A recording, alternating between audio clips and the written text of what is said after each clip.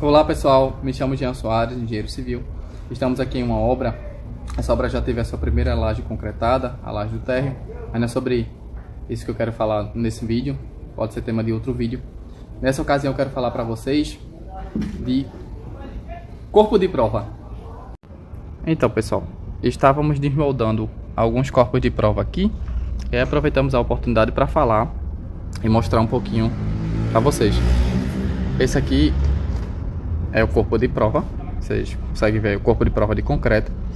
É uma peça, ela é muito parecida, inclusive se confunde com o testemunho, mas a diferença é na finalidade.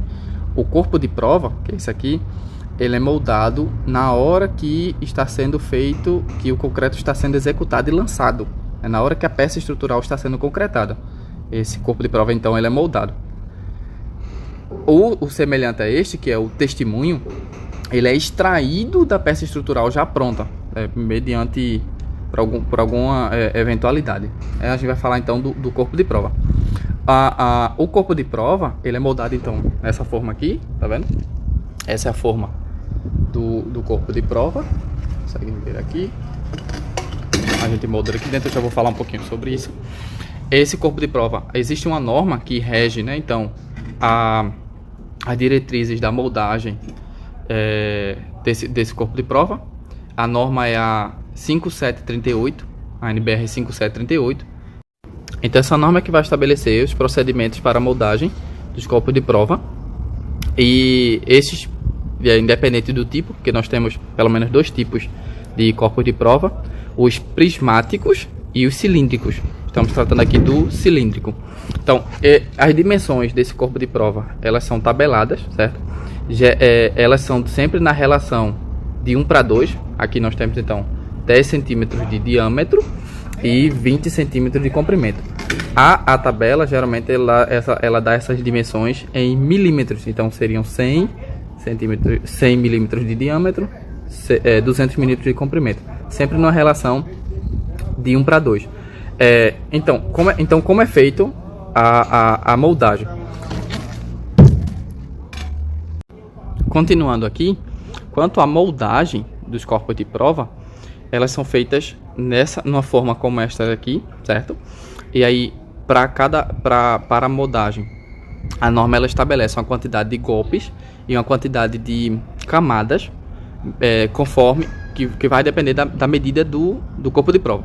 Para essas dimensões aqui, a quantidade de camadas é 2 e a quantidade de golpes é 12. Então, como é feito? Na hora que o concreto ele está sendo preparado, então separa-se a parte, né, uma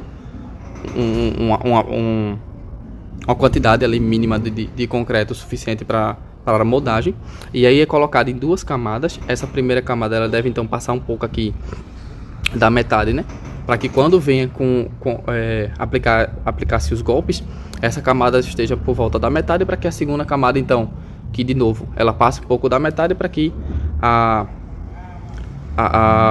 os golpes da segunda camada, então, consiga fazer com que toda a forma seja preenchida. Esses golpes, a norma também especifica que devem ser feitos com a haste de adensamento, ela é chamada assim. Essa haste ela é de aço e cilíndrica, né? E ela é especificamente apropriada para se fazer então a moldagem desse corpo de prova. Voltando então para o corpo de prova aqui, uma questão é a seguinte: quantos então corpos de prova a gente deve moldar para depender da quantidade de concreto, determinada peça estrutural? Qual é a quantidade específica de corpo de prova que a gente deve ter então? Aí você tem uma outra norma, né, que estabelece essa quantidade.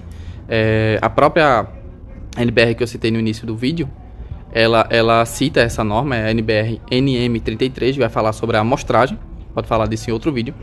Mas aí voltando para o corpo de prova especificamente, então você tem, após o que eu falei aqui da moldagem, né, em si, as camadas e os golpes, então você vai ter aqui agora o capeamento. Você então tem o concreto dentro do corpo de prova, né? E aí deve haver então um capeamento. E aí esse corpo de prova moldado, como está aqui, certo?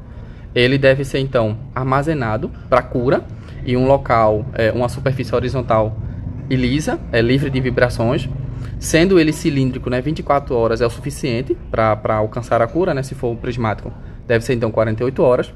Esse local, obviamente, ele deve ser coberto, né, é livre de intempéries. E qual a finalidade de tudo isso, né? Vamos então falar da finalidade dele. Então, após desmoldado o nosso corpo de prova, como ele está aqui, ele é então enviado para o laboratório. O laboratório então vai colocá-lo em uma prensa. Essa prensa vai comprimir. Essa prensa ela vai realizar um ensaio que é chamado ensaio de resistência à compressão, ou simplesmente ensaio de compressão. Essa prensa vai comprimir o corpo de prova até ele romper. E a ideia é que ele rompa mesmo. E essa prensa ela tem um leitor digital que ela vai indicar a que resistência, a resistência exata em que esse corpo de prova ele rompeu. A resistência a qual ele rompeu é justamente a resistência desse nosso corpo de prova. E aí, por um processo de representatividade estatística, levando em consideração, né, a amostragem que a gente falou no início, né, da quantidade de corpos de provas que vão ser enviados, é chegado então na resistência do concreto que é usado em obra. Portanto, esse procedimento ele é importantíssimo para o controle tecnológico do concreto da obra.